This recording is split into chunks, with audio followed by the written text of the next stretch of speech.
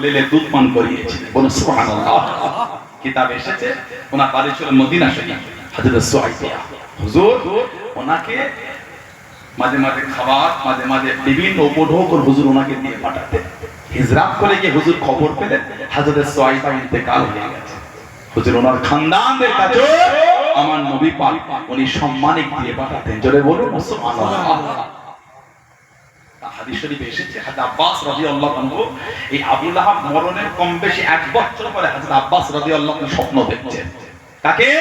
Abu লাহাবকে। রাআইতু feel Manam, স্বপ্ন দেখছেন।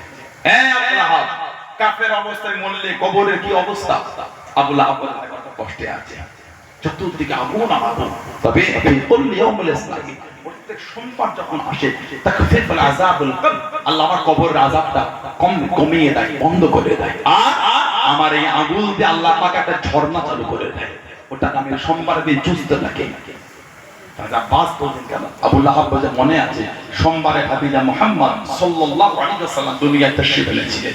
আমি আমার সুহাইবা যখন আমাকে এই পুত্র সন্তান হওয়ার খবর দিয়েছিল, আমি খুশি হই এই আগুন দিয়ে ইশারা করে বলে ফাক্তাকা, আমি তাকে আযাদ করেছিলাম।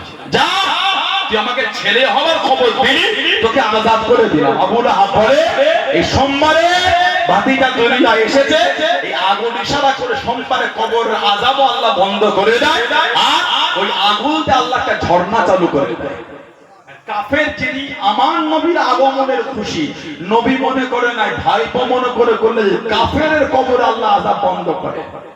আমরা তো আল্লাহ আমাদের কাছে ইমানদার করেছে, আলহামদুলিল্লাহ বলে আমরা নবীকে ভাইপো মনে করে আস্তাগফিরুল্লাহ, আমরা নবীকে আমাদের ঈমান জান জানের টুকরা, জানের থেকে প্রিয় মনে করে, আমাদের রাসূল মনে করে ভালোবাসায় মাহফিল করছে।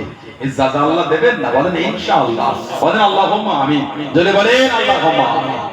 নবী পাক সাল্লাল্লাহু আলাইহি ওয়াসাল্লামের আব্বা নাই, সব এসেছে গ্রাম থেকে, মক্কা শরীফ থেকে ছেলে নিয়ে যাবে, মানুষ করবে, ভালো ভাষা শিখবে। হুজুরের জন্য ব্যতিক্রম ছিল না, কিন্তু যখনই শুনেছে নবীর আব্বা নাই, মন নরম, যে ছেলেকে লালন পালন করে ফিরত দিলে বেশি উপঢৌকন পাওয়া যায়। বাপ নাই তো, বাপ নাই। হযরত হালিমা ঘুরে ঘুরে শেষ পর্যন্ত না পেয়ে আমার রাসূলকেই নিয়েছে। জোরে বলো সুবহানাল্লাহ। যে মুড়িটা নিয়ে আনতে এসেছিলে এত কমজোর ছিল, টেনে টেনে এনেছে।